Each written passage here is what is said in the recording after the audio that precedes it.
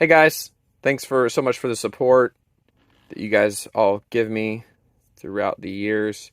I wanted to do a video on the Sparrow and kind of explaining some of the thought processes that went into the design.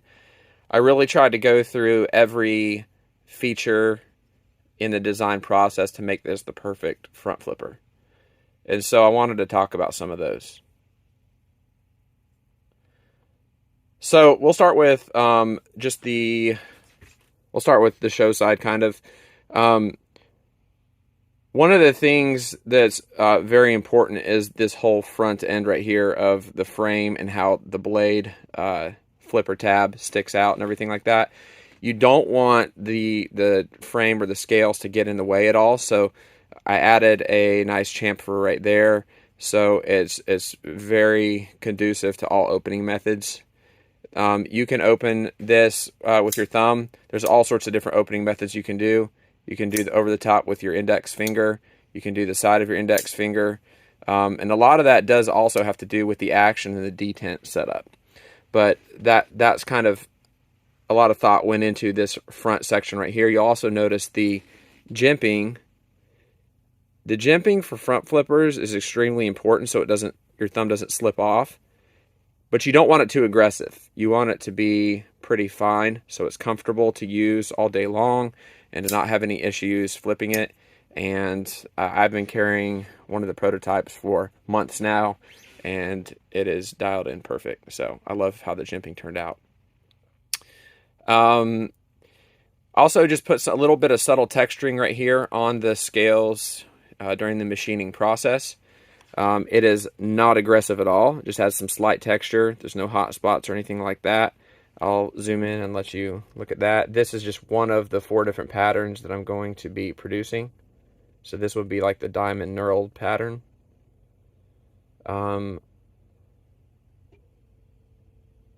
Now, one thing that a lot of people don't pay attention to is the chamfers, and that's how you break the corners on a handle. Those are very important, but not just the external chamfers, but also you'll notice the internal chamfers as well. Because when you're holding your knife, you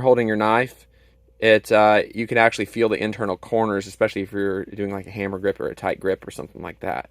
So that was also really important. Now, moving down here to the pivot and the body screws, these are purchased from Tie Connector.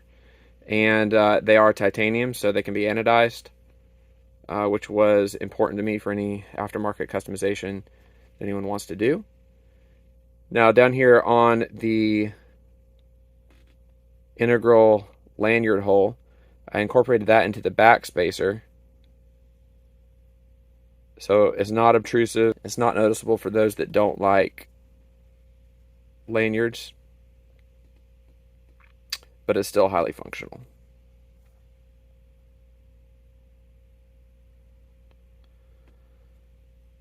So I'm going to move over to the clip side here, and we'll talk about some of the points on this side. If you'll notice the pocket clip, we'll talk about that first.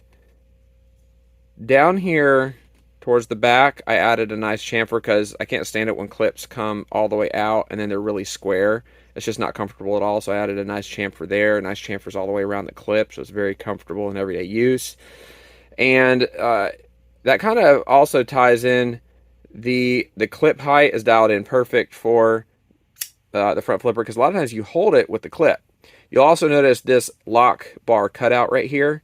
This was done on the outside of the lock bar on purpose because it offers a good indexing point for like your ring finger when you're holding it. I also, if you'll notice, another little cool feature of it is the nub that's on the actual clip. It's actually asymmetrical. So that way, when you're pushing on it, it doesn't add any pressure to the lock bar. It's also slightly canted. So it's a highly functional clip. It works very well on thick or thin seamed pockets. The clip was super important to me.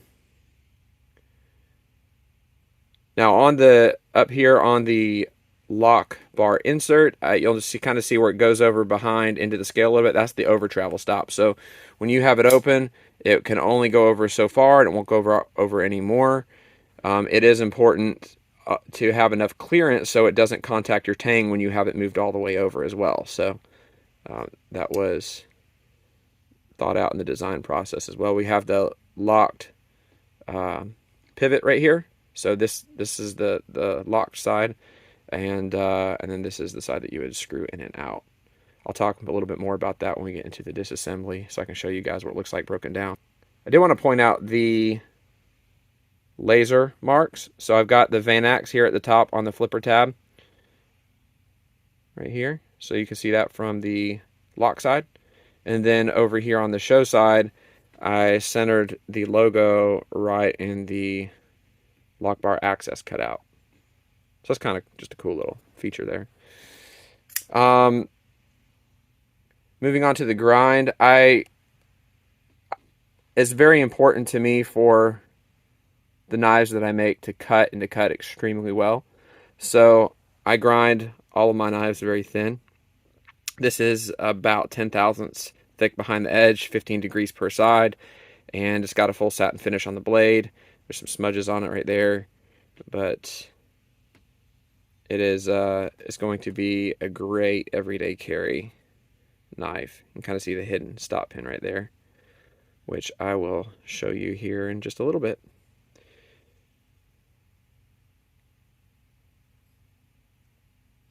The jimping right here also is slightly it slightly pokes out of the frame, not much, it's very subtle, but you can feel it all the way along with your thumb when you're holding it.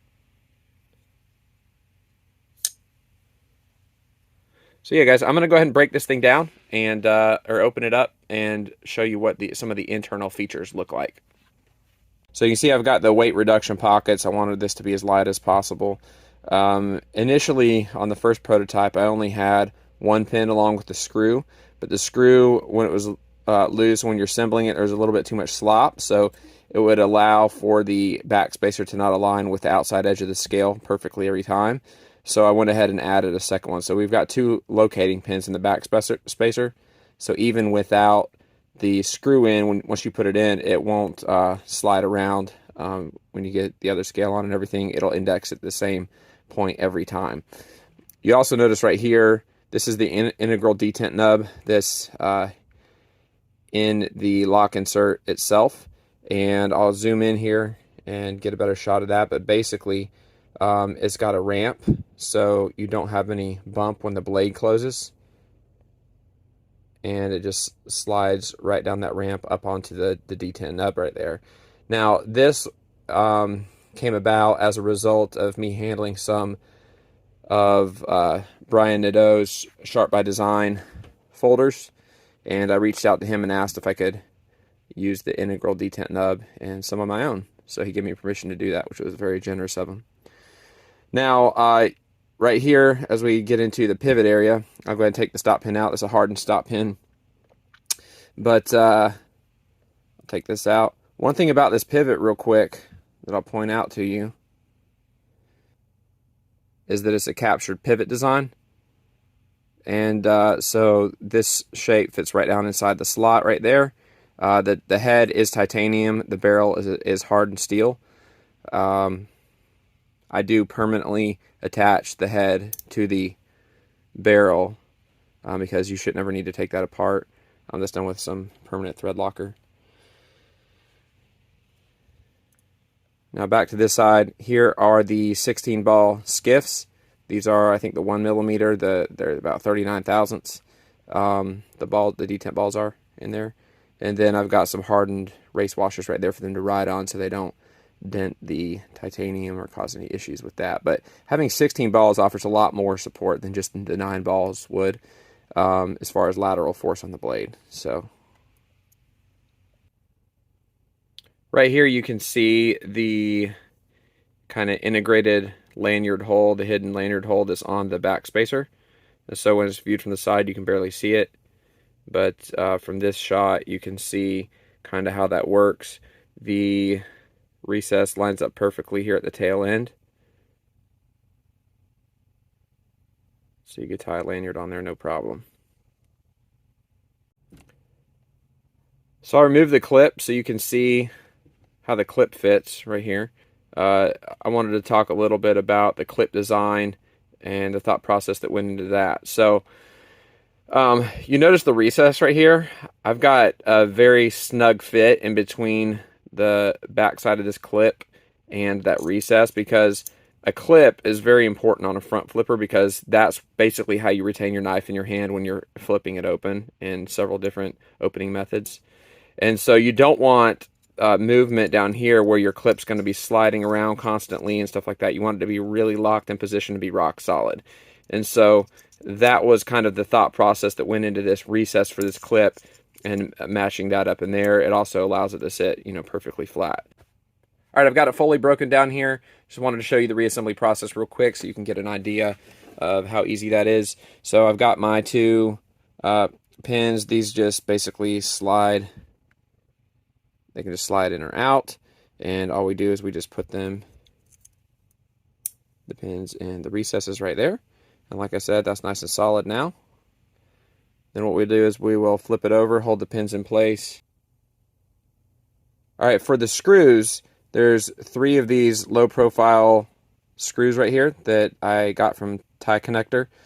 2 of them are slightly longer, and then there's a slightly shorter one. The slightly shorter one goes in the clip. So all we do is we go ahead and put that in.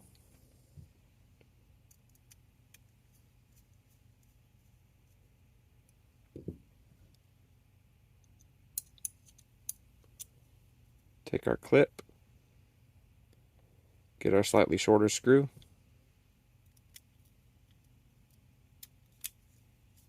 and what I like to do for this is just kind of lightly get it down there, move it back and forth just to make sure it's not caught on any of the lip right there or anything like that, and then I'll really tighten it down. You shouldn't need any thread lock or as tight as you can make that. All right, then we flip it up back over. We put our stop pin in now. Then we take our pivot. Now you got to make sure that this pivot is oriented the correct direction. The small side goes towards the bottom of the knife, or the tail end of the knife. So we'll just flip it over, put that in, and make sure it fits all the way up in the recess there.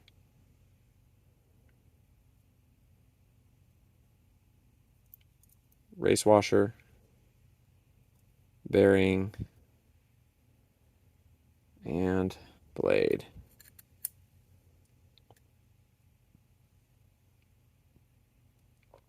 We'll put our bearing on the other side, our race washer on the other side, and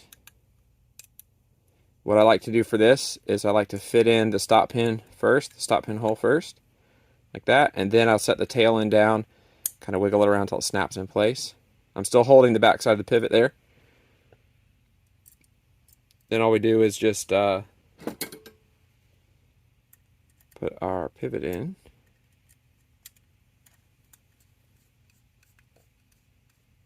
And you just kind of snug it up, not too tight. You'll adjust the action here in just a minute. And you put in the last body screw.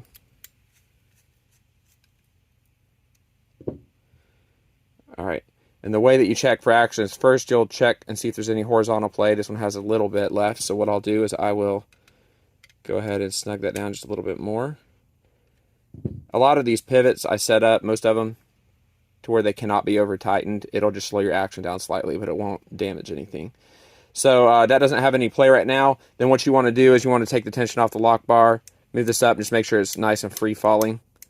So now it has no play and it's free falling. And then you're good to go. You can check the centering. It should be dead center. Sometimes you might slightly need to just loosen up the body screw, put a little bit of pressure like that, and tighten it back down. But all of them are going to be really close, if not exactly dead center. All right, if you've stuck with me this long, thank you so much for just allowing me to kind of go through the features and the thought process that went into this. Like I said, every aspect of this thing's important to me, and this has taken a couple years in the design process and to get this off the ground. I'm hoping to ramp up batches of these throughout 2023 in addition to my fixed blades.